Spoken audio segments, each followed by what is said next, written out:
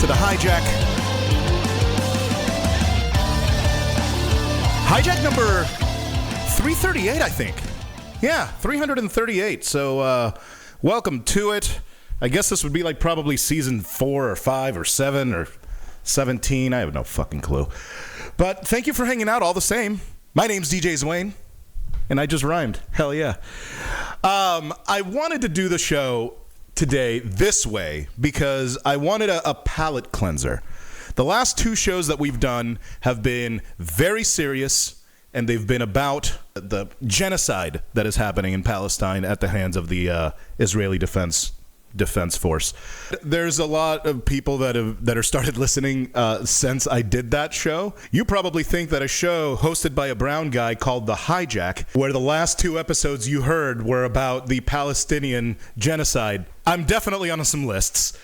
But more than that, I wanted to prove to you and probably the NSA at this point that this show is about other things, like music and dick and fart jokes and politics and really sticking it to the man as best as, we possibly can. So with that said, I wanted to bring a dude on that has become a friend. He is a Sanford staple. He is a singer-songwriter. He plays the only type of country music that I actually fuck with. One of the only types of country music that I fuck with, which is outlaw country.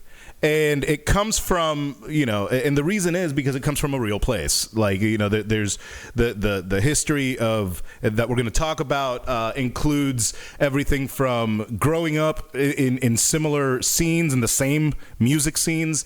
And I really just wanted to sit down with him and talk about literally anything else outside of the genocide, so that next week or in a couple of weeks I can bring Rami back on and shit on the American government for being such pussies again. With that said, I'm going to bring on my buddy, singer-songwriter Ryan Thorne from Ryan Thorne and the Ramblers. What's up, homie? Hey, thank you for having me. Dude, it is so good to see you. I am.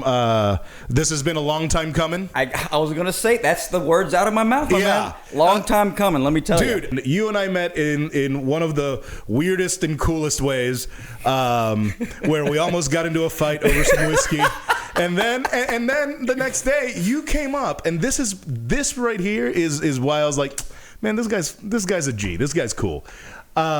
You came back the next day because you knew I was going to be hanging out at West End, and you tried to buy me a drink, and then you said, "Hey, let's talk," and I'm sorry, and blah blah blah, and I was like, "God damn, you know what, man? That's really cool." And so like that right there, after that happened, I got to know you more and realized, holy shit, how the hell did we not meet? I don't know. 15 years ago. You're right. It's really weird. We never seen each other at a show or anything. No. I mean, we literally grew up the exact same. Like, yeah, it's wild. Like, so tell me a little bit about like how because you grew up here. Absolutely. I was born on First Street. You were born on I'm First born on First Street, yeah. Wow, born on First Street. That needs to be an album name. Yeah. That's an Absolutely. album name. Born on First Street, raised on Lake Jessup. That's it. That's awesome. Same 5 acres most of my life. I didn't move off. I moved to Miami when I was 21, joined a hardcore band then. Nice. But came back quite quickly because, nobody English, joins man. a hardcore band for the financial stability. Let's just call it that. Yeah, that's a whole struggle we can get into. But for sure. Yeah, I love Sanford. I love this city more than most people. Sure. I have Bo Keep tattooed on my stomach. I'm proud to be from here. You can't get more gangster than the stomach tattoo. I was actually just watching a thing on Tupac. Speaking of that, and it says a lot about a person when you're like, all right, so what do you love the most that you get tattooed on your stomach? And you loving Boki, and Boki not being like in LA or not even in Orlando. Oh no, not at all. Yeah, it's a small town, and that's why I dig it. Like, I mean, I grew up in Lake Mary. Yeah. I'd get my drugs here. Yeah. I'd go to 13th Street. And my to drugs buy and weed. STDs come from here. Yeah. Just the drugs, 86 the STD, thank you. But no, like I went to, I would go to 13th Street to buy my weed. Yeah. You know? Oh my gosh. And now I get my craft beer and my weed from Sanford. So there is that. So you spent a little time in Miami. I did, yes. And what was the hardcore band you were a part of there? Knock 'em Dead. I was in a band called Knock 'em Dead then. I played guitar in Knock 'em Dead. And I had a short stint with another band called Tough Break. I played drums in down there too. Okay. Yeah. They both sound like beatdown hardcore bands. They are beatdown hardcore, Latino proud. Oh, hell yeah. The family I lived with, the brothers were the only ones that spoke English. The mother and father did not speak English. Hell yeah. Straight from Nicaragua. Dude, there's I learned a lot. There is so much Latin influence. Like people talk about the music scene, the hardcore music scene being so white, but the reality is that there is so much Latin influence. New York hardcore, like New York hardcore is like, mostly they're like a baseball Spanish, team. Dude. There are so many Latin people in New York hardcore. You'd think that you're talking about a baseball team. Absolutely, but it's really cool, and you know it goes back to like the grooves, but the aggressiveness of hip hop and everything like that, along with the grooves of Latin music and grooves of hip hop, combined with just the aggression. Yeah, absolutely. The aggression being part of an othered culture. Because musically and culturally, it's I went to the yuppie elementary school. Like Mike Morgan is a classmate of mine. I just saw him at West End not too long ago. Shout out Mike Morgan. This makes sense with the rebelling with you as well. Oh yeah, dude. Oh, this is starting to make sense a little bit now. Oh yeah. Well, I mean, like, so were you? When did you like? Because I became a Christian. At the age of 18. Okay. And I left the faith, quote unquote, probably completely 37, maybe 38. All right. And yeah, so like, what did you have that sort of transition? I was born and raised into it. Yeah, dude. So I'll tell you, anytime you're on stage, you sound like a fucking preacher, and it's not. it's in the blood. The Southern accent. Absolutely, yeah. It's in the. And I tell you, the next song is about murder, marijuana. Lord. Come on down the aisle, get blessed. No, my grandpa moved down here from Indiana and felt the calling to start a church. Okay. Started a church out of his house. Okay. And off Cameron Avenue. Damn. Started a church there and grew and got his church into 16th and Magnolia. Okay. And then from there, he had a church off of by Gators down there off Celery and Cameron. That he had a church down there. Wow, dude. So that's deep. Deep Sanford. The roots run deep. Yeah, absolutely. Yeah. My entire family is still in church as well. Wow. I respect the church. I respect the faith and everything. That sure. I'm thankful and blessed to have had the upbringing that I did. Mm-hmm. Of course, you can see where there's some there's some discrepancy. No, I get it. I get it. I have my own faith as well, but I respect my family and I respect the things that I got brought up in. Yeah, I have a complicated relationship with faith. Understandable. Because of there's a lot of it that has to do with just the faith itself, but also the co-opting of the faith by right-wing political parties. Yeah. And so for me, that complicated relationship, especially considering that you and I were talking off the air, me growing up in radio, mm-hmm. like I cut my teeth in conservative talk radio. Yeah. So everything that I learned from conservative talk radio was kind of like an add-on to what I was already grown up in. Yeah. And so when I left it hard, and I left it with a vengeance because I felt duped. You know what I'm saying? Yeah. So but I will say that, I still have my tattoos about Christianity on me. Mm-hmm. Those haven't gotten covered up yet, but I will say that there is an element of, I'm not going to say, I'll say respect because not a better term. Respect, but with a very short fuse. I understand. Does that make sense? Absolutely. Like, I think we're saying the same thing, actually. Yeah. It's like, absolutely. It's like, yeah, fine. It's kind of the same. You know what? It's very similar to how evangelical Christians in the 90s would say about gay people. It's like... I feel the same way about them that they felt about gay people in the 90s. Look, fine, you can believe what you want about gay people and about everything, but just keep it to yourself. Yeah, absolutely. Right? Keep it to it's been shoved down my throat enough, all right? Exactly. No pun intended. Here we go. Here we go. Nice. So at what point did you kind of leave? So... My family, so I was raised Pentecostal. My family came up in the, so I mean. Oh wow! So chandelier hanging, snake handling. Oh, my friend, yes. You can't wear black. You can't listen to that. They weren't allowed to go to the movies. You know, women had to wear certain clothes, no makeup, don't cut your hair, no jewelry. Again, that now that tracks. Now you're saying the same. You see what I'm saying? Yeah. So we were brought up in that, and about the time I would say when I was 16, 17, my family started feeling a little differently about that. Yeah. And they decided to pull out of the organization. Your immediate family? Yes. Nice. They decided to pull out the organization because they were feeling differently about how, like, you know, it doesn't matter so much about the rules of the religion. It's more about the relationship of the religion. Yeah. So to speak. So my family decided to pull out of the Pentecostal religion and started doing non-denominational stuff. The non-doms. Yep. So that, of course, caused a lot of conflict in our family, as you can imagine, because we're all going to hell now. Because of course you are. You went from Pentecostal. Yeah. Oh, yeah. Man, so it's over. We pulled out of that. And we did Church that. of Christ, bro. Yeah.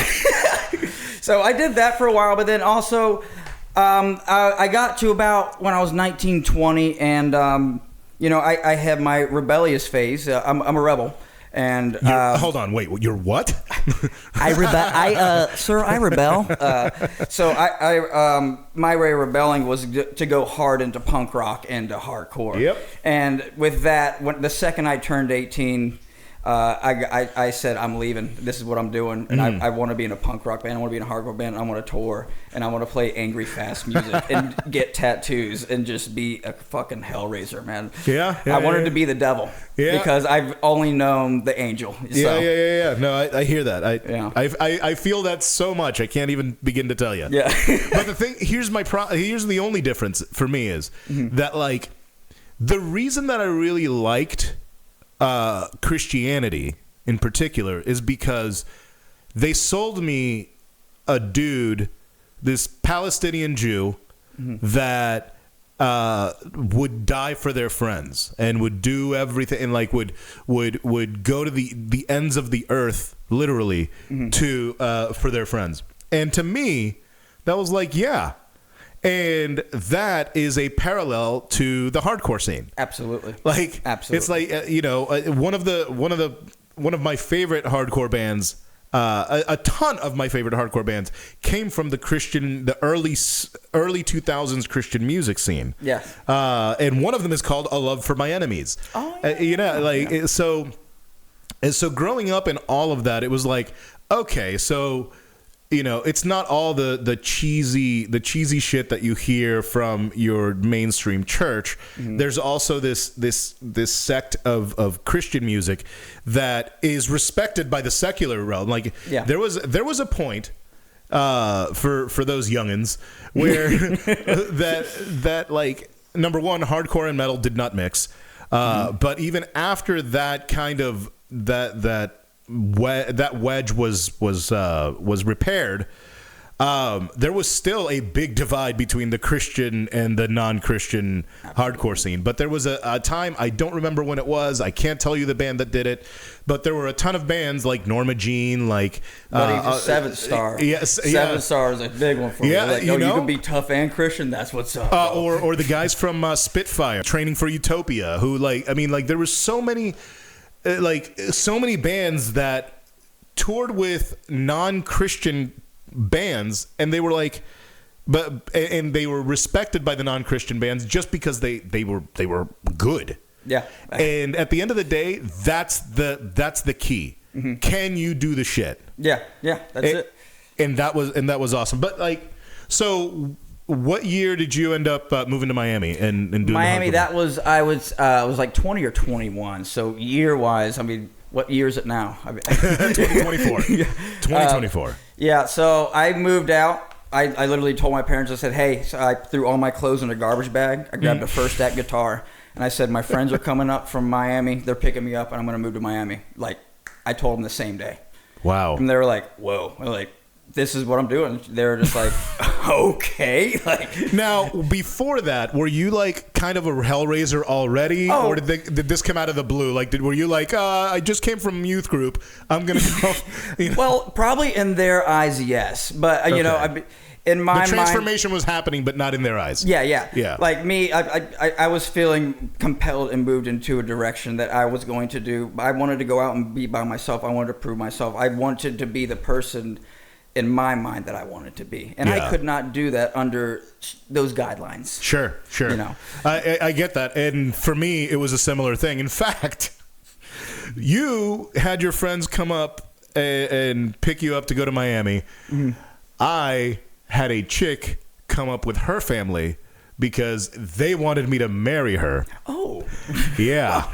Interesting. I ended up chickening out at the end of the day. I did not. A planned marriage or like no, like so. Okay, so I met her at Christian camp actually, and a year or two later, I had just graduated high school. She was like a year behind me or something like that, and the parents were like, "Nah, we're good. Y'all can, you know, if you want to get married, go for it. Like whatever." And I was like, this is a little easy. I don't. And so like this is on. They were driving up, and I think I'd gotten into a fight with my family or something, or my mom or something. Mm-hmm. And so this was like my out. This was like I had just turned like 18, maybe 19, and this was my out. I was leaving. Yeah. Well, as those 4 hours progressed on the drive, you know, as they were driving up, I changed my mind. Yeah, so I don't know. Yeah. So they had to do an 8-hour round tripper, and man. Yeah, they were not happy. We broke up shortly thereafter. Yeah, I can't see that going much further after that, my friend.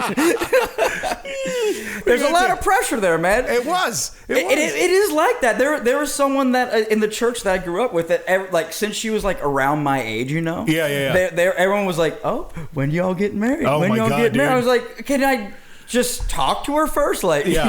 you know. What's hilarious to me, that when I was growing up and I wasn't a Christian, the ladies, like the parents and stuff like that, they would be like, "Oh yeah, no, hang out with him, hang out with Wayne, it's fine." Mm-hmm. And then I became like, then I like stopped being a Christian, or no, then I became a Christian. But like because I was like, you know, wearing the leather jacket and like doing whatever, you weren't looking very Christian. I wasn't looking very Christian. I was like, now I'm safe. Back then I was a fucking degenerate. Yeah. like man, they've changed. Christians changed, bro. Man. It's pretty funny. Yeah. For me, it's just a lesson that, you know, the whole "don't judge a book by its cover" line is just that in the realm of Christianity. Absolutely. So like that, and I'm speaking generally and stuff, and yada yada yada. But yeah, no, I think that's interesting. I love the Miami parallels. Yeah. So when did you ever quit music, or have you been playing music since then? I've been playing. So I grew up actually playing in the church. That's where I started playing. 10 years old. Me too. I played guitar. I played all of that. I grew up playing the drums. I started with drums. Then I did bass lessons. I taught Yep. myself guitar. Taught myself piano. Yep. Music is pretty much the only thing that's been natural for me. And then me too. I've just been nonstop with it, man. Yeah. Music is the one thing I can always remember being there. Music is the one thing I've always wanted to do. Yep. It's the only thing that understands me. Yeah. And it's the only thing that I understand. Yeah. Really. It's saved my life. It's hurt my life. You know. God, do I know that. But it also helps me to this day still. And, I think that it's you know, we're talking off air. I told you that I went to a military school. Yeah. When I came back from military school, my parents, I told them that I wanted to play guitar. The reason that I said I wanted to play guitar, I've never told this on the show. The reason I wanted to play guitar was because of Ninja Turtles 1. Oh, damn, my boy. Do you remember the movie Ninja Turtles 1? Are you kidding me? Yes. Casey Jones was the guy. That's right. Yeah. Okay, so do you remember the scene in Ninja Turtles 1 where the foot soldiers are hanging out in the club? Regular menthol. Yes. Yes. Thank you. Okay. Yeah. So in that scene, there's a dude with a Liberty Spike mohawk playing a bass guitar. Yes. I know. I know exactly. You know the scene, right? Yes. And there's the camera pans over, and there's a dude on a half pipe. Yeah. Yes. That's the only place I wanted to be as a kid. I was like, I want to be in the foot. Yeah. Exactly. That's all I know. You know what? I remember pausing that movie and leaving my room, going to my parents and going, Mom, Dad, I want to play guitar. And my mom, who was, your typical wants to have, everything has to look, the image has to be perfect. Yeah. She's like, yeah, but I want you to play piano, so you have to learn to play piano. That was actually a good thing. She did it for selfish reasons, but that was a good thing for me. Absolutely. I needed to learn piano. So I started with piano, then they bought me a guitar. Cool. And after that, I learned to play bass because somebody needed a bass. And then I learned to play drums. I'm one of those guys that I can jump in and play things, but if you give me a month and you're like, hey, Zwain, I need you to play this in a month, this set in a month. Okay, cool, I can do that. Yeah. But it's never been performing with musical instruments after DJing, because of the fact that I was able to make money while DJing a lot easier than I was able to do, writing my own music or, doing the open mic nights or, doing the residencies. Yeah. It's a different animal. Absolutely. So I got into DJing because of a right place, right time situation, like radio, like everything else. Yeah. So you were doing hardcore. Were you doing hardcore the whole time? Mainly, yeah. It was, I guess to retrospect, coming back into it, I, at a Bible bookstore, I got my first cassette for this band called Dogwood. I love Dogwood. Dude. Which one? More Than Conquerors? Preschool Days. Oh, Preschool Days. Okay. Preschool, the first one, dude. Yeah, dude. More Than Conquerors was the one that got me. Yeah, that's so funny. I heard that sound and I was like, I don't know what that is yet. Yeah. But that's what I like. Yeah, keep talking. I'm going to turn on the AC. I was like, that's what I like. And then I heard it again. The next time I heard it was in the mall playing that skateboard game that you could swish around and do the ollies and kick flips and had the game room in the corner of Summertown Center. Yeah. And then the officer, you're like crazy taxi. I was like, that's the sound, man. Yeah. And I finally figured it out that I can cuss, right? Yeah. Yeah, I fucking finally. So I figured out, I was like, oh, that's punk rock. And then I was like, I want to be a punk rocker. And then, and then I wanted to be of course I'm a rebel again. I wanted to be gutter punk because that's the most non-Christian thing you could do. So I wanted to be gutter punk oi, and then after that I started listening to Hatebreed. And I was like, I'm gonna be tough guy hardcore. Give me my Sauconys, give me my gym shorts, give me my Fidel hat. Such a long time since I've heard tough guy hardcore or Sauconys. Or Sauconys. And Sauconys, you said it the correct way. I didn't know that. Wow. Sauconys is the correct way. People are like Sauconys. I was like, what the fuck is Sauconys? Man, Sauconys, that sounds like a dish. Yeah, exactly. Exactly. So you got into it through Dogwood. That's so Dogwood funny. is what brought me full circle, basically, to hardcore. And funny story as well. So also, I know you know this. I guitar tag and stage managed with reggae bands for a while. Yeah. The drummer of Tribal Seed at the time, who went on to be the drummer of Just Sublime saw them Rome. Yesterday. Oh, really? Yeah, or 2 days ago. They played the video that sorry, we're ADHDing, but Tribal right before Tribal Seeds played, they played the video that I did for Travi Seeds. No way. Yeah, so awesome. Right before they played, it was really cool. Man, that's awesome. I'm very happy to hear that. Yeah. So wait, you worked for Tribal Seeds? Yeah, I worked for Tribal Seeds for a while, but the first reggae band I worked with was Stick Figure. No shit, man. That was Stick Figure's first guitar tech. Yeah. That's so cool. That's actually a wild story on itself. We can go for it. Oh, you want me to go for it? Yeah, go for it. So This was when I was about 26, 27. I've barely left Sanford at the time. Okay. I've barely been on a plane. And my buddy started touring with Ballyhoo. Okay. And through that, he called me. He goes, "Hey, Ryan, just so you know, there's a job out there where you set up guitar instruments or musical instruments, and that's what you do. You set up instruments, and then you break it down, and you tour with them." I'm like, "That's a job? I can do that." Yeah. So he was going to Cali Roots at the time, and he said, "I will put you on the guest list for Tribal Seeds. Come there, shadow me. You have 3 days to figure out a band to work with and a job." I said, "All right, fine." So I get the plane ticket. I call off work. I was an electrician at the time. Yeah. I call off work. First time I ever broke anything like this. I'm like, out of the mold. I said, "This is my chance." I'm going to California, so I pack my shorts, my Dickie shorts, and I pack my tank tops. And I fly to Monterey, California.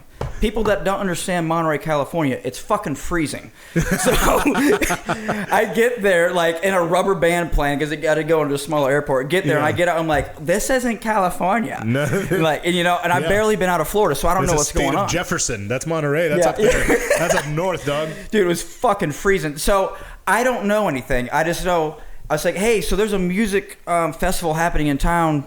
Can you take me there?" The guy's like, "I don't know what you're talking about." I said, "Well, take me to the most busiest part of town, and I'll figure it out from there." Drives me into town. I found a guy. That's a smart move. Yeah, that's a smart move. So I'll go there. I'll see a music store or something. I'll see a flyer. I'll figure it out. I see a guy with dreadlocks and goggles. Yeah. And I was That's my guy. I was like, "There's my guy." His name was Squirrel. Of course it was. Yeah. Of course it was Squirrel. Why wouldn't it be? And I was like, "Yo, you know about the Cali Route?" "Yeah, dude, I'm going to be there this whole week." I'm like, "Can you show me where it's at?" He literally walks me through 3 different neighborhoods, hopping fences, through woods. Mind you, I'm keeping him in front of me because I'm like, he's setting me up. A white guy with a dreadlock. Yeah, I was like, this guy's taking me back to his camp. He's going to kill me and eat me. Like, so I'm following him the whole time. He just walks out. He goes, "There it is." I'm like, whoa. Like, we walked for like 2 hours. What? Yeah. You walked? Yeah, we walked for like 2 hours through neighborhoods, cutting through fences. I mean, this is pre-Uber, through woods, I'm assuming. Like, it was wild. This is pre-Uber, I'm assuming. Yeah.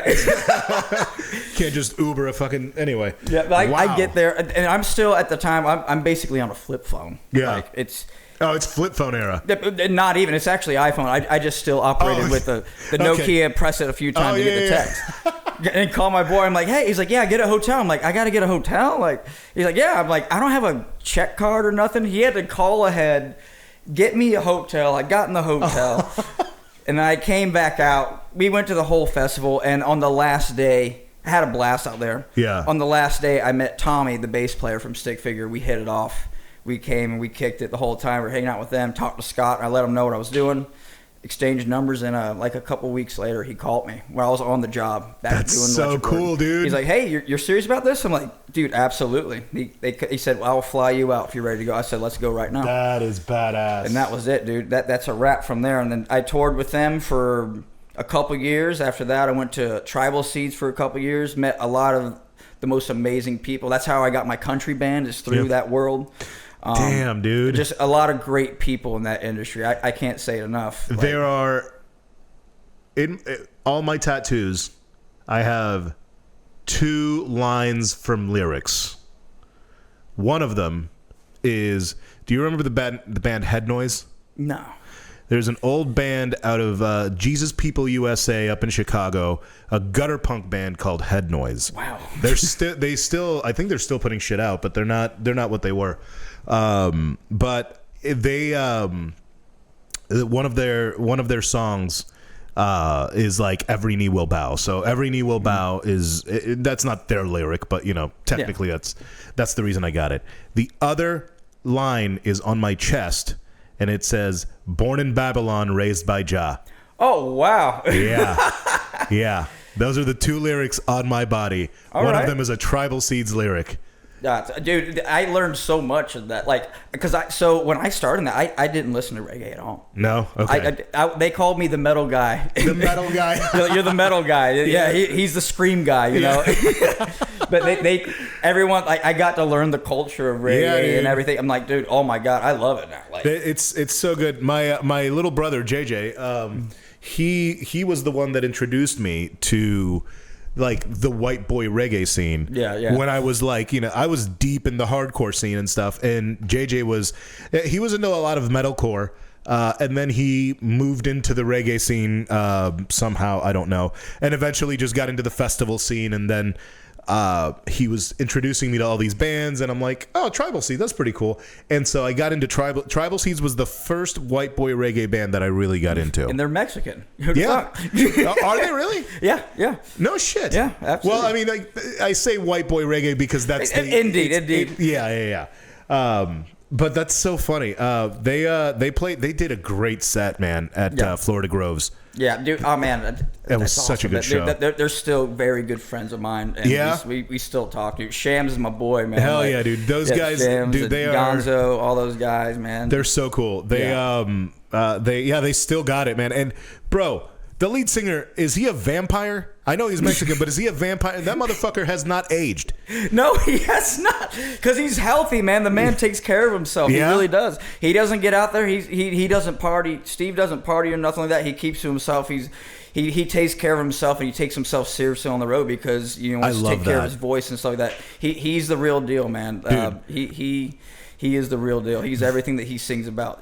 I love the fact he believes it. I love the fact that there's a few people in Christian music that I still hold to a pretty high regard, and one of them is Sonny from POD. Yeah. And when they did that collaboration with the song Libertad, I think is what it was. I was like, that's dope. Yeah, Louis Castle's in POD, and Louis Castle also plays with Tribal. Oh, I did not know that. Yeah. I did not know that. See, there's your tie-in right there, buddy. There's the tie-in. Hell yeah, dude. There's the back door, dude. Hey, it's not that kind of show. Yeah. So, wow, dude. So you worked with Tribal Seeds. All right. So like, what? So at what point? You've always been into like. Have you always been into motorcycle culture? Oh, absolutely, dude. I grew up music and motorcycle culture has been your. I grew up riding BMX as well. Okay. So BMX is a huge part of my life. Oh, you were a BMX guy? Oh, big time. I rode for a company called Native BMX. I remember Native BMX. Yeah. I rode for Native. No shit. Yeah. I BMX like nobody. Rollerblader over here. Oh, yeah. You go to Badlands and them puppies or what? Yeah, dude. I love Badlands. Oh, yeah. Badlands is my shit. Yeah. A lot of mission days with me. BMX. I grew up also riding dirt bikes and racing dirt bikes out of Bithlo. No shit. I'm better on 2 wheels than 4, really. Then from there I grew into motorcycles, and that's I awesome. love motorcycles, choppers, all that stuff. Yeah. I just want to go fast. I've always admired motorcycle culture from afar, just because eventually when I have some land and stuff like that, and just when I have a place that I could facilitate, turning wrenches on vehicles, I want to do that, and I want to get a bike at some point. So it's always been something that I've like kind of looked at and been like, that'd be fun. There's a very spiritual experience, at least for me, that happens. You're ride your not the bike, only one that I hear that from. Yeah. You ride it's just you and your bike, and you're riding, and depending on where you ride, you get these back roads or something like that, and you're just cruising. It's just, there's just nothing like it. It's just you and your bike, and you kind of just feel in one with everything. How you're moving, how you're doing that. You're one with your bike, you're one with the road, and you're just cruising, man. Are you do you ride both cruisers and crotch rockets or no? No. I've only ridden a crotch rocket one time. Yeah. And my buddy let me borrow it, and I get on it like I do like a regular like cruiser. I get on it and I look down. I'm like, I'm going 120. And like literally like right there I was like, I can't do this, dude. I'll die. I'm bad enough as it is on a cruiser. So exactly. So like for me, I have to be on a cruiser. Like I will die on a big on a crotch rocket. I just got a 74 Ironhead. It's a kick only bike. What does that mean? It's a 74 Ironhead. So an Ironhead is like an older Sportster, basically. Okay. And it's different too. So the shift is on the right, and your brake is on the left. So it's backwards. Oh my god. Yeah. Yeah.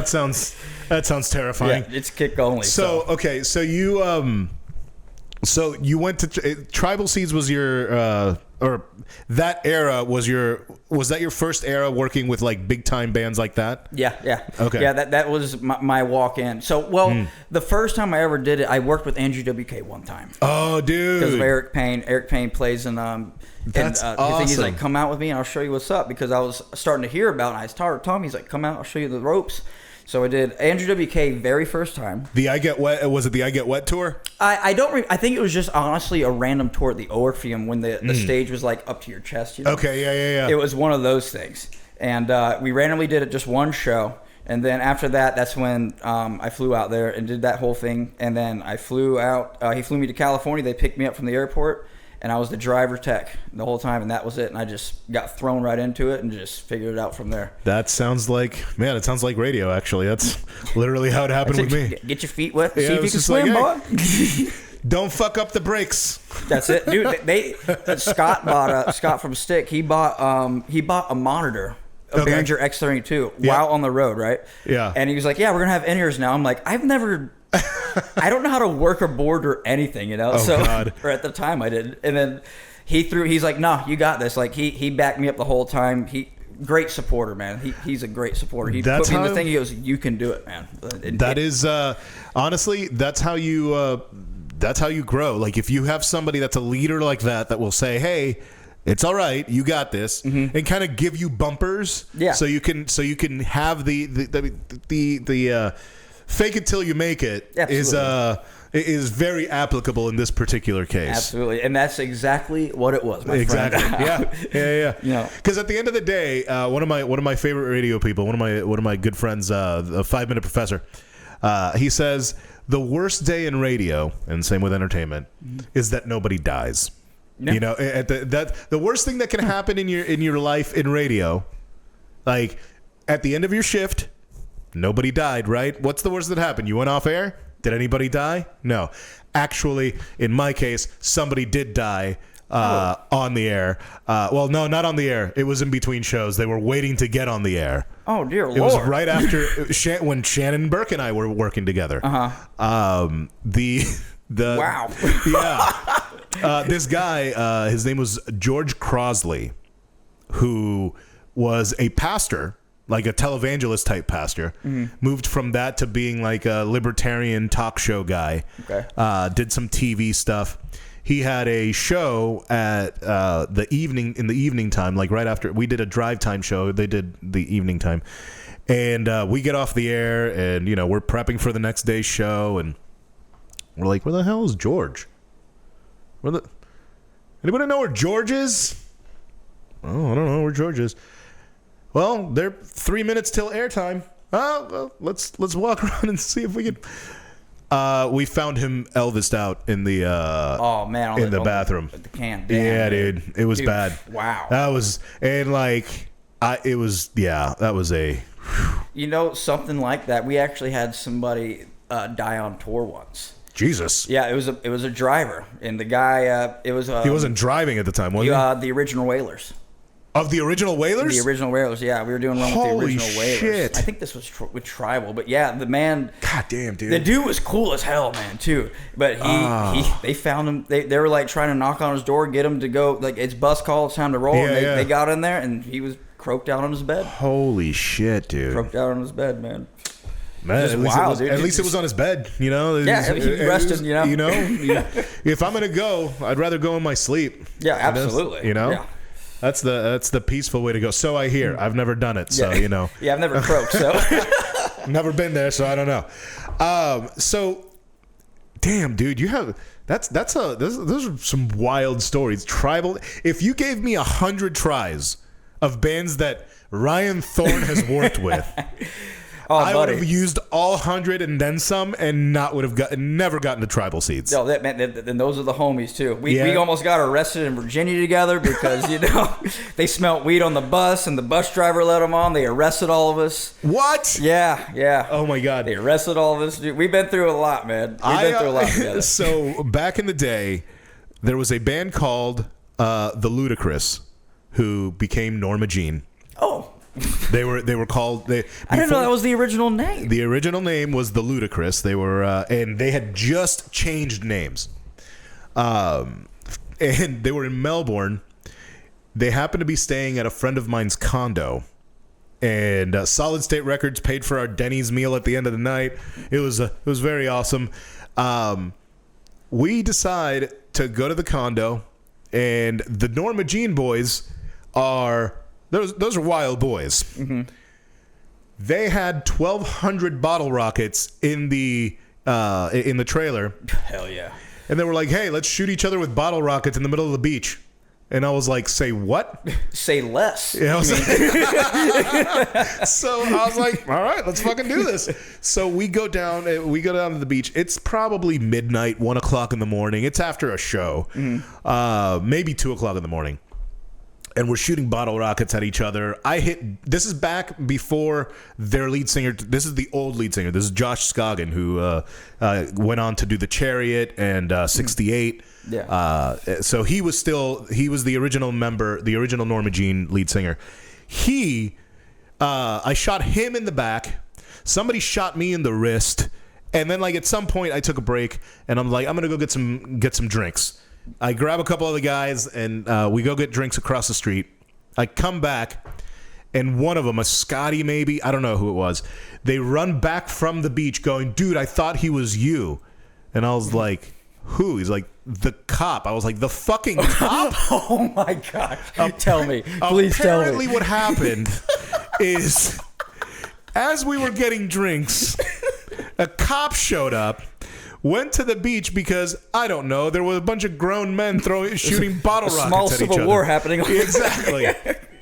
And this dude sees the guy, thinks it's me, points the bottle rocket at him. The guy says, "You better point that shit elsewhere." Heard that it wasn't me. Points it toward the beach. She's like, "Ha!" Yeah. And apparently they almost got arrested. Wow. For shooting bottle rockets. So we went back upstairs. We hung out, and we hung out till sunrise. I mean, I remember it was a great time. It was one of the wildest, coolest times. Yeah, that's a good thing they didn't. Then. Bro, well, they had a show in Jacksonville the next day. Yeah, and that's a buzzkill, man. Yeah, yeah, and they were on the come up at this point. Like they were actually like getting. This is solid. They were well into the Solid State era, but like this is like when like their first album as Norma Jean had come out, and it was so good. But anyway, dude, wild stories. Yeah, but I mean, just like another wild story. Yeah. This is actually while I was on the road. I'm recording stuff for my country stuff. You know, I'm working with reggae bands. Daniel Lapalato, he hops on this video. We're gonna do a Waylon Jennings cover, Way More Blues. You know, so. Like, this is in Texas somewhere. I'm like, yeah, let's go cut a video. Waylon Jennings. This is Slightly Stupid tour run. Slightly Stupid, Tribal Seeds, Hyrie, and Modest Yahoo. Okay, wow. So we're out there getting it. You know, I'm playing the song, and this is like the third time through. And as I'm playing, Modest Yahoo pops his head in. You know, I call him Modest. You know, this is me. I call him Modest. You know, he pops his head. He's like, "What's going on in here?" He goes, "Hey man, you're like a generic country guy. I didn't know that." But Modest Yahoo is one of the most realest dudes I've ever met in my life. Yeah. We had a game that whole tour where we threw only rotten food at each other. Jesus Christ. And he said his only rule was, you can't throw it at me while I'm wearing stage clothes. Understandable. You probably have expensive clothes. I wear Levi's and black shirts all the time. So he comes off stage with after just doing a verse with Slightly Stupid. He comes down this long ramp. I've been waiting with these sour grapes I've had held up for I can't tell you how long. Because it's like one of the last shows I was like, I've got to get this guy. Because he's got me so many times. Yeah. He pops up. I pop at the end, and he sees me. He just stops dead in his tracks. I said, "Show clothes or not?" He goes, "Not show clothes." Like nice. He had the chance to say show clothes. And I lit his ass up, boy. He might have got peppered by a shotgun. I had so many grapes coming out. But the most down to earth guy. Yeah. You know? I was really I was really into Modest Yahoo until recently. I don't know of anything. No. No, until it's just he's wicked Zionist. Oh, okay, fair enough. All right. Yeah. No, he's like, and the thing is that he's like, again, it's like gay people in the 90s. Just keep it to yourself, dog. I get it. Like, now is not the time. Yeah. Now is not the time. Keep it just not you know, exactly. So it's but I mean, King Without a Crown obviously was a huge hit, but that's good that he's down to earth. Yeah, I'm glad he was cool as hell to me. I'm glad that see, because you hear about all these people. Like I've met a handful of people. Pitbull, met him briefly. Oh, okay. He happened to be passing by when I was DJing at Grad Bash at Universal. Okay. This is 2012, so this is like when he was popping. Mm-hmm. Well, he was in the right there about to. Yeah, because that's what happens. At the crest. The Grad Bash artists are either Vivendi Universal owned or NBC Universal or whoever owned, and so they get them for a song. I know that DJ Khaled was playing at that time. Okay. But yeah, Pitbull, nicest dude.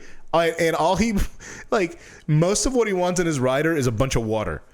Or that's water and a bunch of towels. Water and a bunch of towels. And a bunch of towels. Yeah. And that's it. Because it's just it's a great rider, man. I mean, I get it. I get it. It's my man. I mean, I'm sure he's got a bunch of other shit, but the main things that apparently they were like, wow, he wants a water and towels. Yeah. Mr. Worldwide. Yeah. My Pitbull impersonation is horrible, but it's okay. Mine is no better. Yeah. Mine is no better. So what is the so was that the time that you went into country? So how that all happened? I was going through a lot of things at that time. I've been through a lot. So at the time, as you know, I've been in the MC culture, a lot of things like that. I was coming out of all that.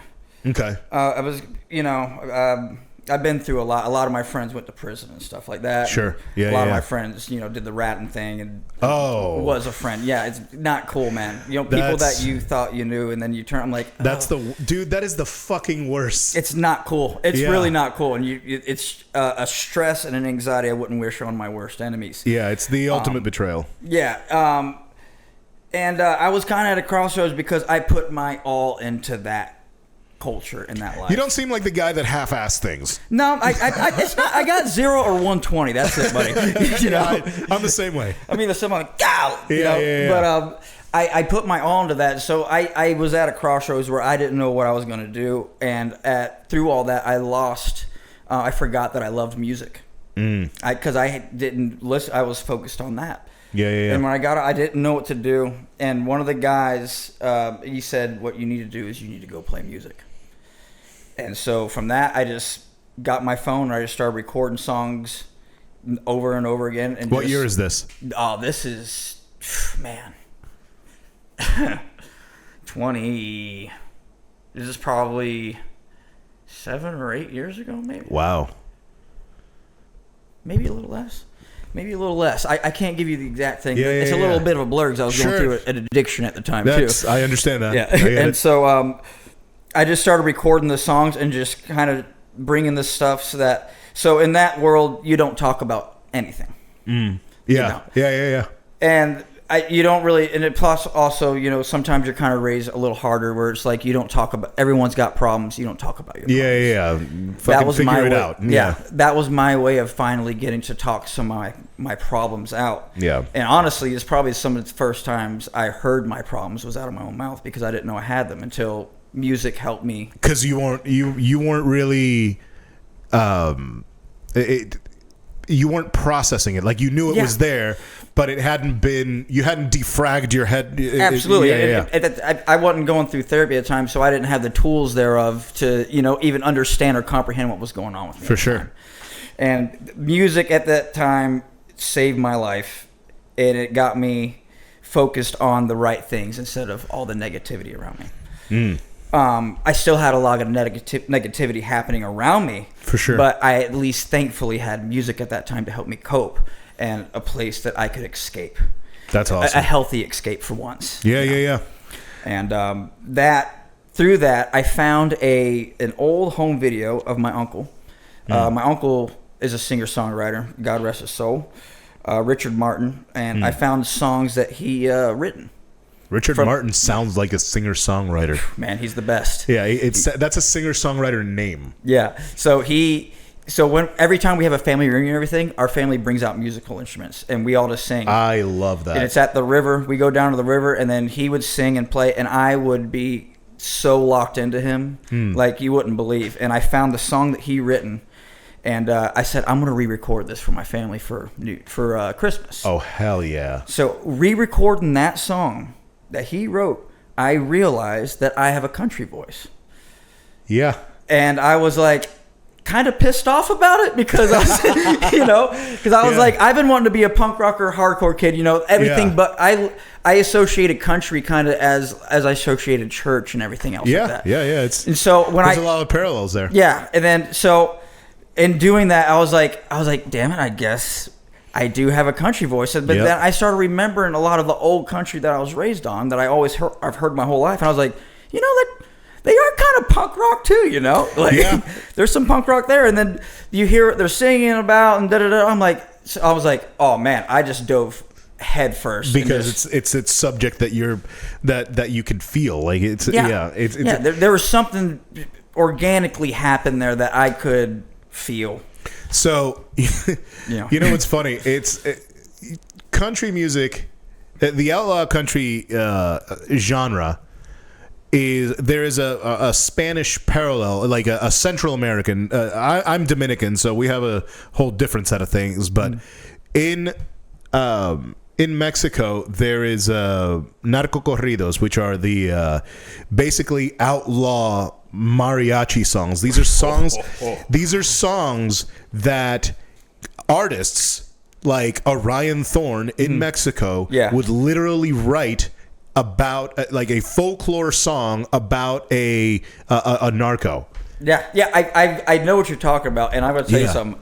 I'm locked into that too, man. Dude, it's wild. And so and this is, I don't know what this says about like our conditioning as people living here in America, but I was listening to that, and I was listening to them say all of the shit in Spanish, and I'm like, they're talking about some vile shit in a very celebratory manner. Yeah. And somehow it felt more egregious. But then I turn on gangster rap and come on, who shot ya? Yeah. Come on, dude. Yeah, dude. And so it's so funny how we associate, you associate country music with the church, but then there's this other side of it. I associate, mariachi and Mexican music with cheesy Mexican stuff. Yeah. But they have some real gangsters. Oh, there's some real gangsters there. And so I think that there's an interesting parallel there. So, absolutely. Everyone's looking at who shot you, right? When that whole gangster rap thing was going out, the cops were putting so much on, and that can be argued about the CIA putting it out. There's stuff out there. There's something. But all the while, Johnny Paycheck is shooting a guy in his forehead in the bar for not giving his hat back. Exactly. Didn't Johnny Paycheck write "Take This Job and Shove It"? Yeah. That's the only song I know about. He also wrote "Pardon Me, I Got Someone to Kill." Oh, really? Yeah. Nice. Yeah. So I see, I know a little bit of country. Yeah. So now you're playing at the hurricane party this year. Yes, I am. And are you going to be playing? You're going to be playing, obviously, the outlaw country stuff. Yes. You mentioned something when we were off the air that you were making some sort of change with so could you tell me a little bit about that? I'm in a pretty much another crossroads in my life to where the stuff that I have out now is a very upbeat party, have a good time. Some of my wilder stories I put in there and stuff like that. That for me, that time is not where I'm at right now, and it's hard for me to write like that when I'm not living like that, because I can only write what I live. And I'm just in a difference right now to where I'm writing more stuff about the stuff I went through, the stuff with my addiction, and stuff with my heartache, and my stuff with my struggles that I struggle every day. And I feel more led to sing about my struggles because I feel like someone can actually get more out of it. Of course, I want people to feel good when they're hearing my music. But I'd rather talk to that person to let somebody know that, hey, you're not alone. I felt like that too. Yeah. And this is my thought process through Sure. that, you know? No, I think it's number one, it's a it's a rhythm. Like your first beat, I guess you could say, was when you became a guitar tech. Yeah. And then you started playing music, randomly. Modest Yahoo says, and that was the kind of like the start of a transition to playing country music about shit that you've gone through. Yeah. And now you're like, well, I've already kind of processed that. Mm-hmm. Now I'm processing what's happening now. Yeah. And I think that's fucking dope. And it speaks more. I think that you will have those other party songs. Yeah. But those party songs will happen once you process this shit, because the party songs, because I've heard your music and the party songs are fucking party songs. Yeah. And I love that. Yeah. I don't think you can, and I don't think you would fake it. No, I can't. So I it's think impossible. So I think that I think that this is a good transition. It's a good move. Yeah, I feel good about it too, because I've already had great feedback from it. I've actually had someone call me that I didn't know. They called me on Instagram, and I was like, I don't know why this, and I just randomly picked it up, and they said I was about to commit self-harm. Wow. And they heard one of my songs, and they said they just wanted me to know that they changed their mind because they heard one of my songs. Fucking A, dude. And that to me, I don't have to make another song for the rest of my life. That to me makes it worth it, because the song they heard is I was struggling with the same thing at the same exact time. No shit. And I put that song down instead of doing the opposite. And it that kind of thing is what I want. I want to help people. Yeah.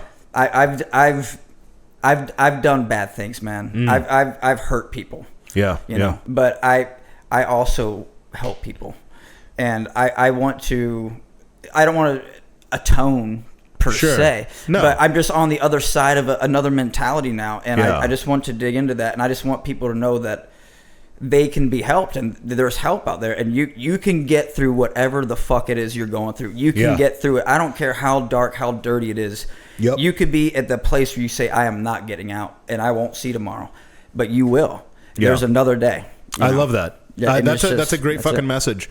And as somebody that, like, I mean, I've struggled with, the self-harm, and, I lost my brother to self-harm, and it's something that hits close to home. So I think that especially now, with everybody says this in every era, but seriously, the shit we're going through today is very new. There's a lot of unprecedented stuff. Self-harm, self-ending is high right now. And this is, I like the message. I think it's a good message, and it's not cheesy. And that's the thing. Like, it's very easy. It's very easy to be cheesy. Jesus fucking Christ! Wow. Yeah, I need to. Oh God. I like that. I don't like it. You should not like it. That should not be a thing. Anyway, not the point. Yeah. We have. Just because a message is good, this is something that I learned from Christianity and from the Christian music scene. Just because the message is positive or good or effective doesn't mean that the music itself is good. And I think that's why I said the thing about, like, not faking it, because I know that it's just not in your DNA to fake shit. But and I guess in a way is a word of encouragement for doing that, because that's how you're going to put your best work out. Absolutely. That's really awesome. You find your mess, you'll get your message. Exactly. Thing, you know what I'm saying? Yeah, exactly. Yeah, that's a great line. Yeah. Thank you. Is that a Ryan Thorne original? I might have heard it from out of a fortune cookie or something. That's fine. We'll give it to you. Yeah. No, but that's where I'm at right now, man. And I'm writing it. Even when I get done writing like that, I feel better. Yeah. I feel better after hearing that kind of stuff. Yeah. There's a lot of times I've written songs to where I was like, I don't like where this is going because I don't want to say what it wants to say, but music will tell the truth every single time. Yep. At least in my way of writing, music will tell the truth every single time, and it will demand the truth. Music demands the truth. I think that there's something to be said for, like I said, keeping it real, and in my opinion, that's how most musicians do their best work. Yeah. So when you were, can you give me a story that you can talk about in the? I want a crazy MC story. Were you local? Yeah. It was all local? Yeah. I'm a local guy. I've been everywhere, man, but you know. So do you still run into your old? Every now and again. Yeah. My name is good and everything. Yeah, everything's good. It's not like, man, it's not like National Geographic and everything. Sure. Don't believe everything you see and read. For sure, It is a MC culture. That's what it is. Yeah. It's a motorcycle club culture. Yeah. There's bad eggs in Denny's. There's bad eggs at the post office. There's bad eggs in everything. Yep. At the heart of all of it, it's a motorcycle culture, man. Yeah. And, you know, you see people, it's just not my world anymore. Yeah. You know, and it's just hats off to it. I respect it. Absolutely. Yeah. that's man, I loved it. Yeah. I did love it. I absolutely loved it. But it's just not good for me personally. Yeah. Is there a I guess is there any sort of like MC for people who have left the MC life, if that makes any sense? There's different clubs for different.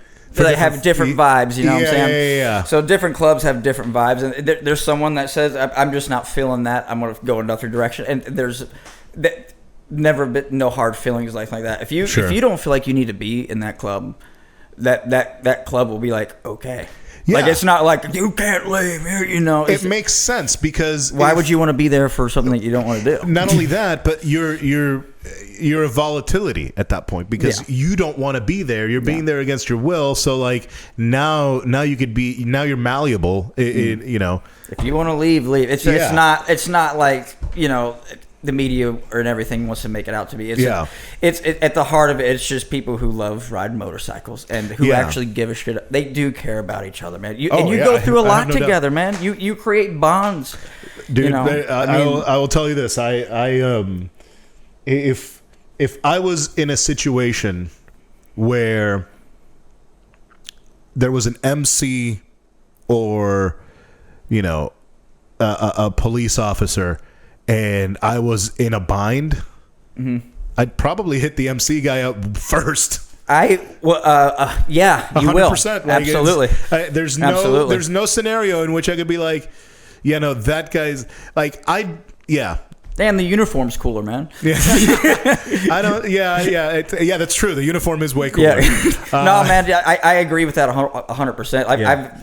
I've had my run-in with the law too much, and I've had more bad than good. Yeah. I now keep myself out of that trouble. I've spent too much time on that. Yeah, I don't like. I don't go into like I'll talk to a cop if I absolutely have to. I think the last time I may have talked to a cop was when I was parking for work. Yeah, and I was like, "Hey, can I park here?" And that was literally it. Yeah. But no, I understand what you mean about the brotherhood and like the there's a certain level of like honor and stuff like that. I mean, it's a don't start no shit, won't be no shit type culture. Yeah, absolutely. Which I can appreciate because, like we said before, the whole the hardcore motorcycle club pipeline. Yeah, absolutely. Yeah. It's all the same thing. Like we're all the out of step with the world. You know, like Matter Threat. Like we are all that underbelly culture, man. That's just what it is, and it's seamless. It's a seamless. It's an underbelly culture with a different patch. Yeah, that's all it is. That's literally all it is, man. It's. And that I will be punk rock to the day I fucking die. I mean, that's more of a mentality, and like, and that's what a lot of people don't understand is that like that's not something like you don't grow out of that mentality. It just shifts to the adult version of that. Yeah, and some of us, go into work that looks more like, weird artistic, shit, or weird artistic shit like you. Mm-hmm. And at the end of the day, it's just, we are off the beaten path. Absolutely. We are off the beaten path. The first person that I talked to about this that like totally, it opened my eyes, and it was just like so weird. It was a few years ago. I interviewed Shane Smith, comedian Shane Smith. Okay. He is a hilarious guy. His dry bar comedy special is the one that popped off, and it was basically him talking about him being part of a motorcycle club. Really? And like, he was in an MC and like all of this other stuff, and it's a hilarious, it is one of my favorite comedy specials. Anyway, the guy has face tattoos and stuff and has a big neck tattoo that I didn't realize what it was until I looked at it closer. It's 3 X's. I know who you're talking about. Yeah, now. He's a straight edge hardcore guy. Yeah. So I know who you're talking about now. So I interviewed him a few years ago. Okay. And we were talking because his favorite band, and this is before he became a Christian, he recently became a Catholic. Oh, recently? Recently. Still the nicest dude, and so funny. Holy shit, so funny. So we're sitting there and talking, and he talks about how there is how he grew up in the hardcore scene in, I want to say Utah, and his favorite band is Sleeping Giant. Dude, no way. His favorite band was Sleeping Giant, and I was like, get the fuck out of here. Yeah, what was their other band? Death Star. Death Star, yeah, yes.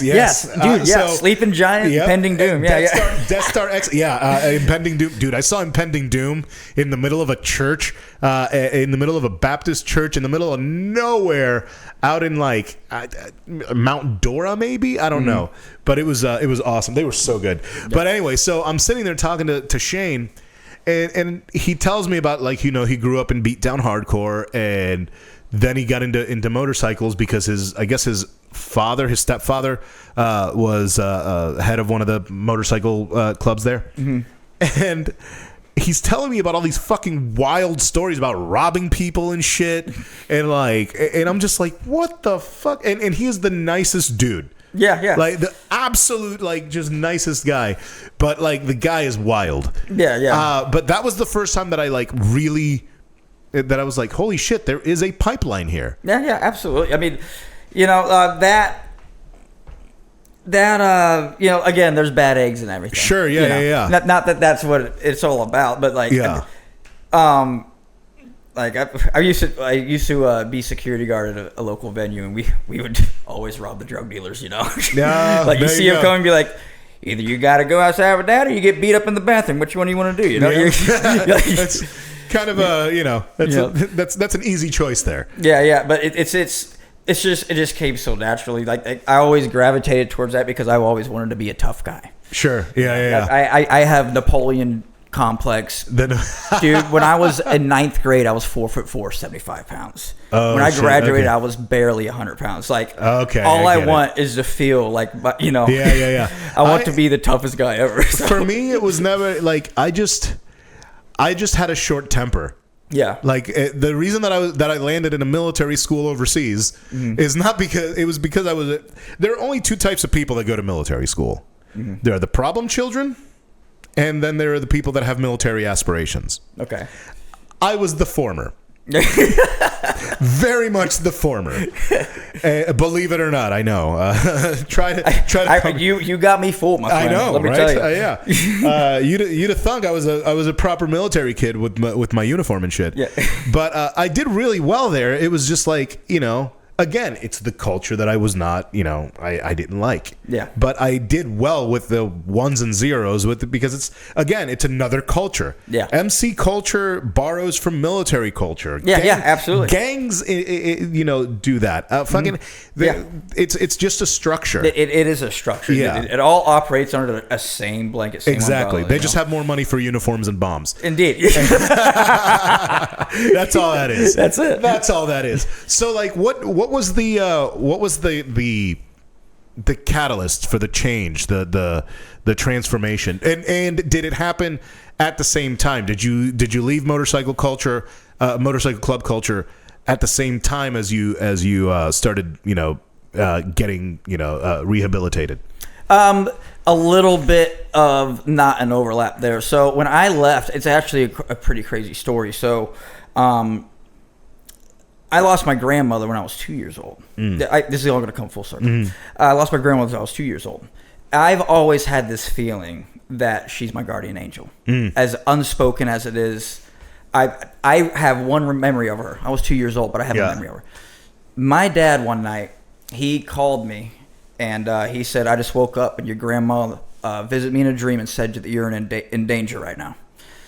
And I was like, okay. And then the next day, my aunt called me and said the same thing, and those two didn't talk to each other. Oh, shit.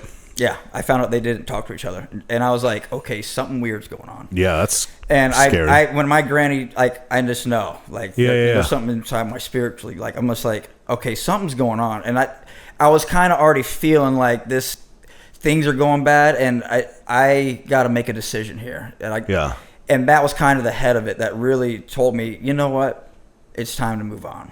And I moved on, and probably a month after I got out, everybody started getting locked up. And I'm talking federally, fucking 40 damn, shit dude. like that. There was a fucking guy that flipped in the club, and I don't know how to this day.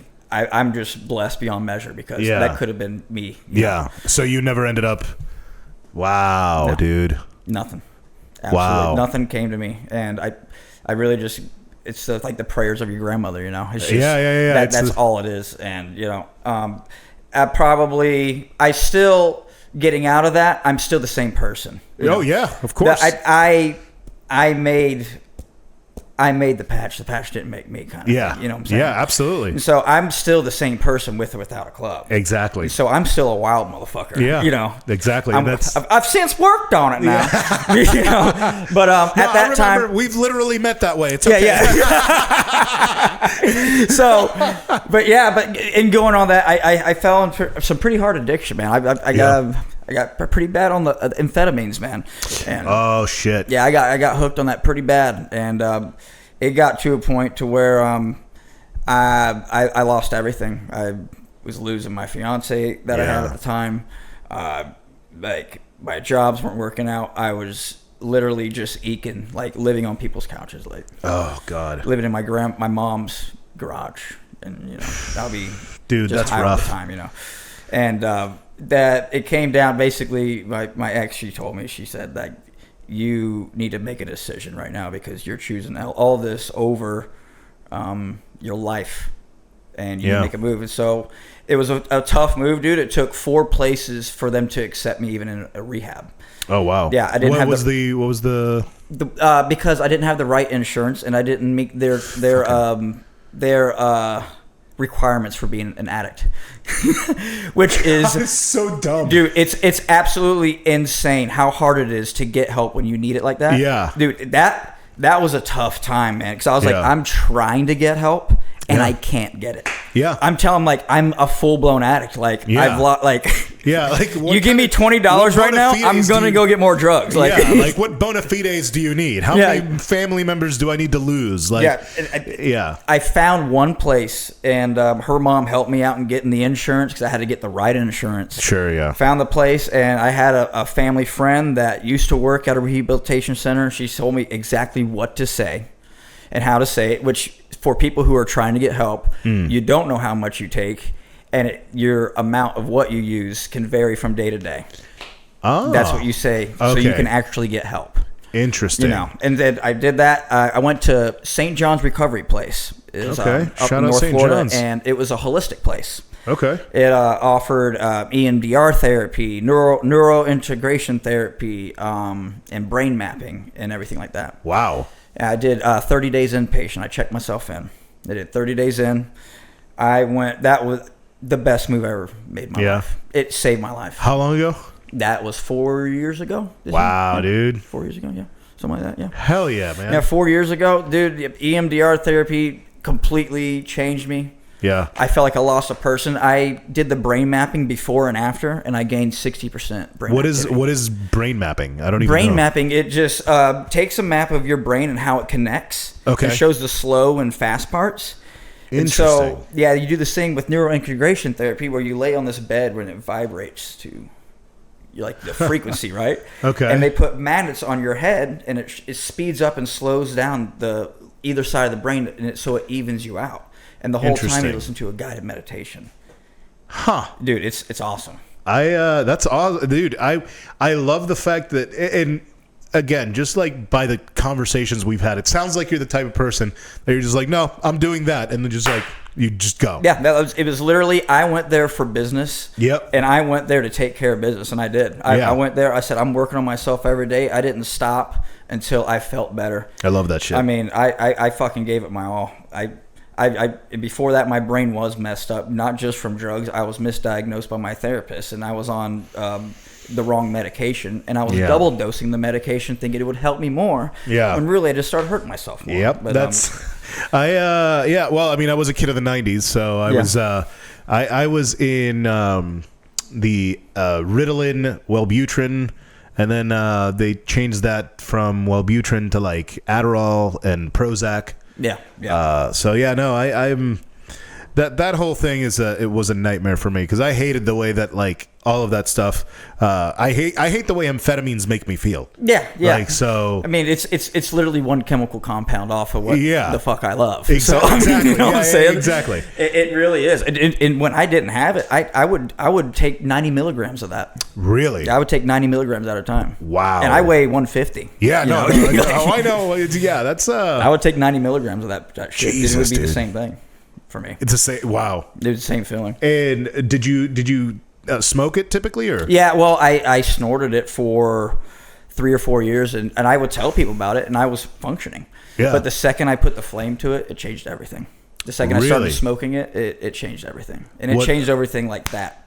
Wow. So it's like a different drug? It's a whole nother drug. It's a whole nother... That's what a different psychosis comes on.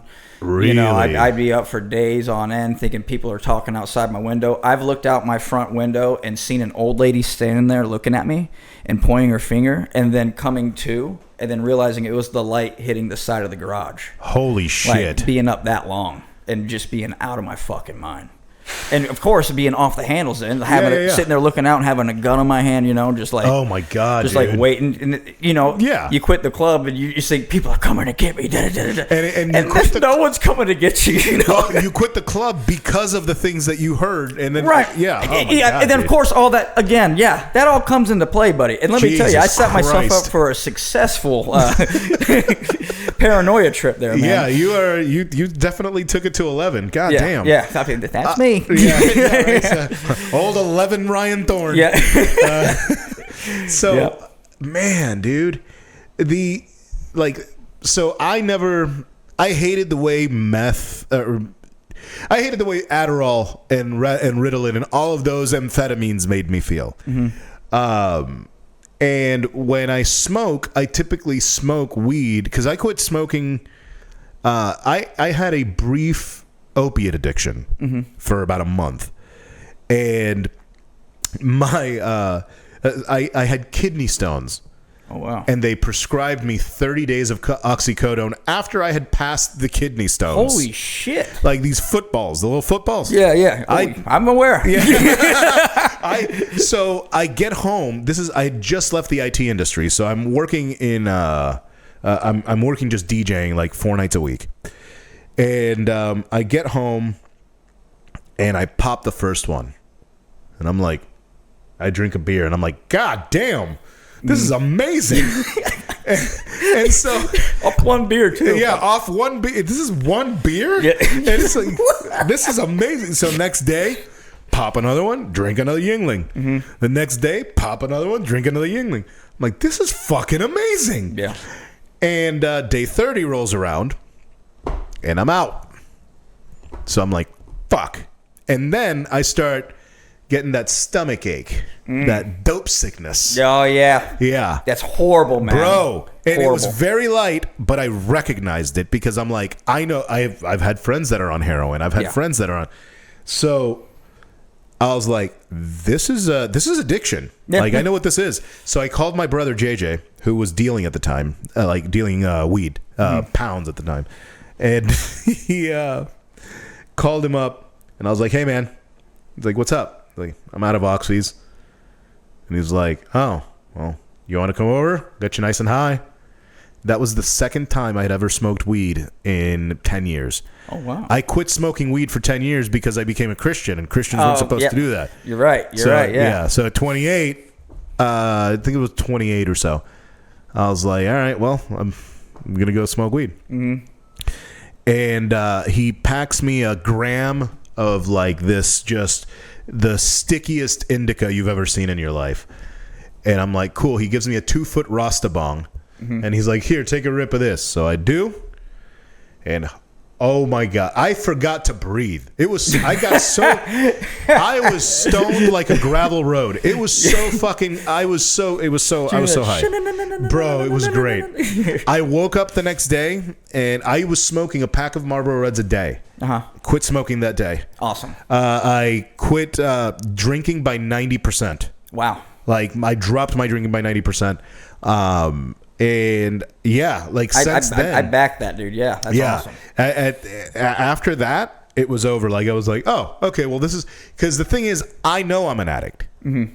Yeah. I know that if I take an oxycodone tonight, mm-hmm. I'm gonna be like, that's awesome. I want to do it again. Yeah, because that's how my brain works. Yeah. So instead, I just look at the death toll that any drug that I have, which is the only drug that I have is weed, mm-hmm. and I'm like, how much do I have to smoke to die from that? And they're like, it's impossible. I'm like, good. Yeah. So now, no matter what I'm craving, I'm just gonna smoke until I don't crave it anymore. That's it, dude. And yeah, that's been my MO. And you know, there was times when it's when, like, you know, you abuse anything, but like the effects or the side effects or the consequences for abusing weed versus abusing any other drug are very low. Yeah, dude, the power of the flower is where it's at, man. Exactly. The power of the flower, baby. Dear Lord, the power of the flower. So meth is the like, yeah, that was never my thing, but opiates was definitely downers, because the thing is, when I'm off, this is as not high as you're probably ever seen me. Yeah. And it's because I'm like, right now I didn't smoke a lot today because I'm like, kind of like, I go on lowercase T breaks. I wean myself off. I purposefully run out of weed so that I can like chill. Yeah, give it that little break before the next. And then I take 17 dabs to the face like it's my job. Mm-hmm. And it's amazing. Yep. So that's what I'm in the process of now. Okay. But like, when it's not like heroin, where if I shut up the same way, if I drank the way that I smoked, I would need to live in a rehab facility. Yeah.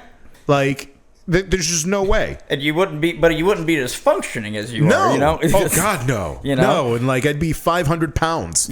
You know, like, my face would be this big. Won't be able to talk or just make sense of anything. Oh, you know? Dude, I'll tell you, in radio, there has been the only drug in radio that across the board has done the most damage to everybody that I know in radio has been alcohol. Yeah. Without question, without even a close second. Yeah. Like, cocaine would be maybe a second, but like way down. There are many more people that I know that did blow back then that are still good now than people that were just pounding drinks that are still pounding drinks now. Those two trajectories, it's insane. Both of them are bad. Yeah. Don't get me wrong. Both of them are bad. Yeah. But like, the damage that I've seen alcohol do has outdone almost any by volume. Mm-hmm. By volume. Yep. I randomly fell into meth. Yeah. Like, yeah. That's how. Like, was it an MC thing? I don't want to make it an MC thing, but it was. Okay. I'm not saying, I don't want to go on record, I'm not saying MCs have anything to do with meth. No. Just in my experience, I had a guy that said, you're doing this. And I said, okay. And then also think about this. So I work all week. I work a normal job. Sure. And then if you're probating at the time, let's say, I got to work a party. You're going to have a party. I'm up the whole time serving, being a bartender the whole time. Tending to people, da-da-da-da. Then you get done with that party and they tell you, get on your bike and go ride to Pensacola and drop them off and then come back. How are you going to do that? Now, there's people that do it without that. Sure, yeah. But me? Yeah. I needed it. Yeah, and it honestly saved my life probably a couple of times because I was just like... Yeah, you were good to go, yeah. But it was just like the first time I did Adderall, I was like, oh my God, this is the way God made me. Like, like, holy shit. But that I use it as a tool for many, many years. And then, like I said, the second I put a fucking flame to that shit, though. Yeah, so the flame made it complete. You know what's funny? DMT, there's two types of DMT. Mm-hmm. There's the edible kind and the smokable kind. I didn't know there's an edible kind. There's an edible kind. The edible kind is much more akin to mushrooms. Okay. So if you take it's powdery, so like it almost tastes like battery acid. It's the worst tasting shit ever. But like you put it in the tongue and swallow it. And it's basically like a mushroom trip. Okay. And is it like more like that slow come up? And slow come up, the visualizations, all of it. Yeah. Like very, very much obviously the smokable DMT is a completely different. That is a blast off. Yes, it is, my friend. God bless it. Indeed. Hey, that was another thing that helped me a lot as well. DMT did. I have a DMT story. Let's hear it. Let's hear it. So, my first time doing DMT was with my little brother. My first time doing smokable DMT was with my little brother. I had already done edible DMT with some friends a few times by that point. But my brother was like, I'm going to make some. I'm like, all right, cool. 2 weeks later, he had them. 2 or 3 weeks later, he had them. Wow. It was Thanksgiving of 2017. And he's like, all right, come on over here. He brings me over to my nephew's room. My nephew's with, with my parents at the time. And he sits me down and he hands me the pipe and I do the thing. And I will tell you, that was one of the most intense and important experiences of my life. Yes. And this is how I know that it wasn't just me and fucking thinking about it or whatever. Mm-hmm. 2 weeks later, 2 weeks after that event, I'm at my house and my roommate is there, one of my best friends in the whole world. And he's like, hey man, the last couple of weeks you've been like in a better mood. Like, what's going on? I'm like, oh, I did DMT the other day. Yes. And he's like, what? It's like, yeah. So like, and my brain feels like I feel, more optimistic about life. I mean, it was, look, I don't want to, I can't overstate how intense of an experience it is. So for those people that are like, oh yeah, it's gonna be. Yeah. Look, you are going. Be safe. All right. You are. I am not advocating that you do it, but if you do it, you're going to see God, or lack thereof. Yes, exactly. So, and you're not moving. Yeah, exactly. It is literally the most intense psychedelic known to man. Absolutely. Period. Yeah. There's Anyway, you can look it up. The Spirit Molecule. There's a bunch of documentaries on it, but DMT helped my brain. I feel like Joe Rogan right now. It's only a matter of time when the podcaster gets into DMT shit. Yep. Here we go. No, but my mood flipped like that, and it was just, I can't explain it, and I don't know if you can. It's hard to explain. What can you explain? All I can explain aliens, did you see the girl? Did you see the yes. Yeah, dude. I felt like you go to a place where you feel like you've been 1,000 times over, right? Yeah. I had one time, I had this song stuck in my head, right? Yeah. I didn't know it, but I smoked DMT or whatever. I go back and I'm inside this like pinkish dome, right? Yeah. And I'm hearing the song that was stuck in my head reverberate off the walls of this dome. Oh my God. And I was like, I'm in my head right now. I'm inside my mind. If I'm inside my mind, I could go wherever I want. go riding down my bloodstream and stuff like that. And then all of a sudden, because there's levels to it, right? So you have that level, but then you have the level where you go to a world where it looks like a kaleidoscope. Yeah, the kaleidoscope the level. Kaleidoscope girl. I was there a lot. Yeah, I was. Yeah, the kaleidoscope girl. Yeah, the kaleidoscope girl. And then you like, if you open your eyes, which people are like, oh, I don't want to open my eyes. I want to keep them open. I want to see what happens. And everything looks like it's 8-bit.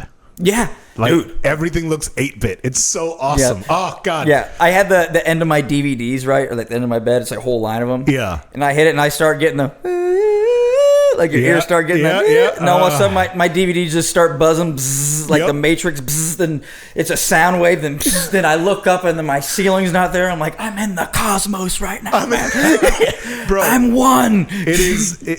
It's so funny to me that we talk about this, and even now I'm thinking, you know, when people listen to this, they're gonna be like, oh, these two junkies talking about drugs. But the reality is that we. Like the stuff that we are talking about is infinitely less harmful than the stuff that's readily available for you to drink and eat and smoke, or for you to drink and smoke right now. It actually teaches you something rather than hurts you. You know? It again gives you lessons, man. Again, you can abuse anything, and Lord knows I've done it. But at the same time, like, there is a right way to use it. Absolutely. And so you know, just wait. Every time I use DMT, I always use it before I went to bed. All the time, I used it before I went to bed, and I kept a pen and paper next to my bed.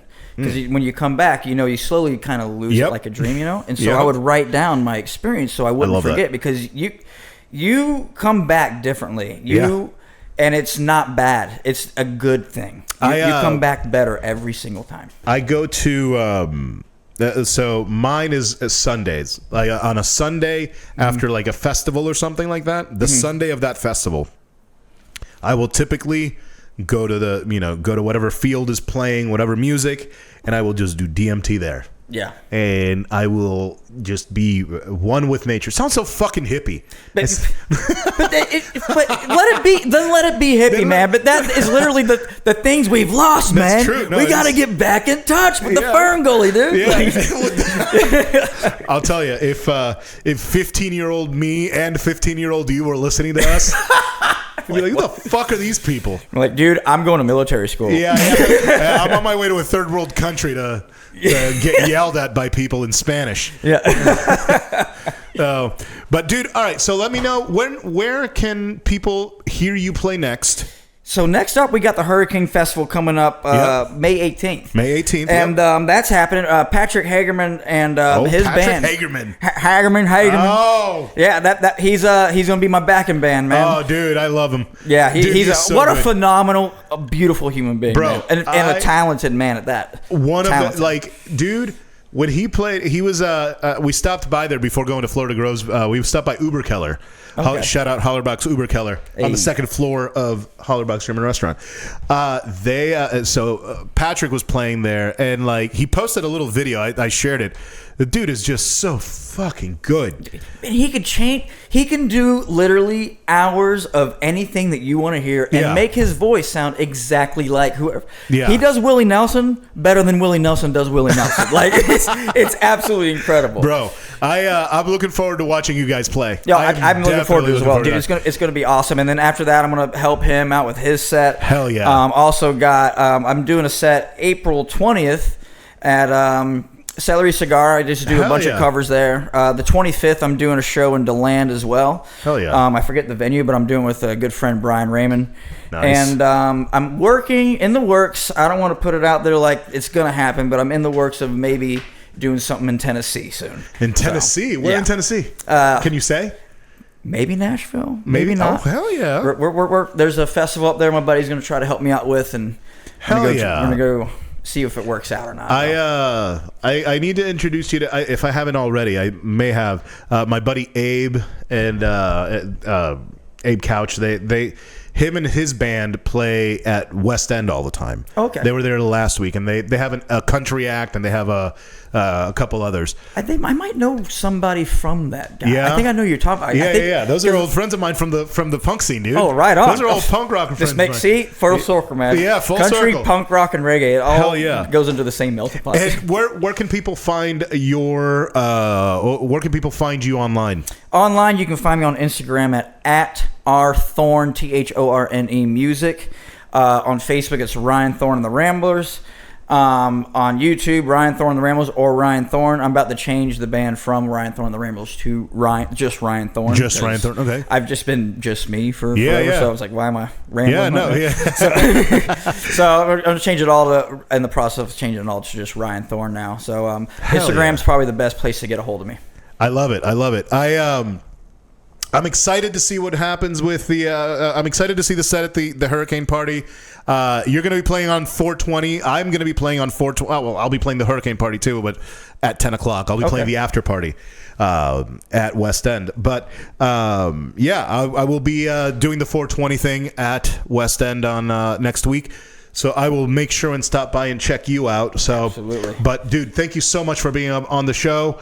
We're gonna have to do this again very soon. My name is DJ Zwain. You can find me anywhere on social media at DJ ZOUAIN. That is DJ ZOUAIN. You can find me on Facebook, on YouTube, on Instagram. Find me on Instagram and YouTube. Those are my favorite places for you to find me on.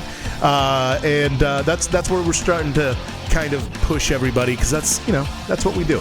But aside from that, make sure and check out my gig logs. We are at gig log number 7. I went to Florida Groves Festival, and I didn't DJ there. I DJ'd at West End. I might be DJing there next year, but we'll talk about that another time. Until then, I'll check you out next week, or in a couple of weeks, when I bring Remy on, and we're going to go back to the Palestine-Gaza shit. So, sorry about that, but it needs to be talked about. Talk to you later. Peace.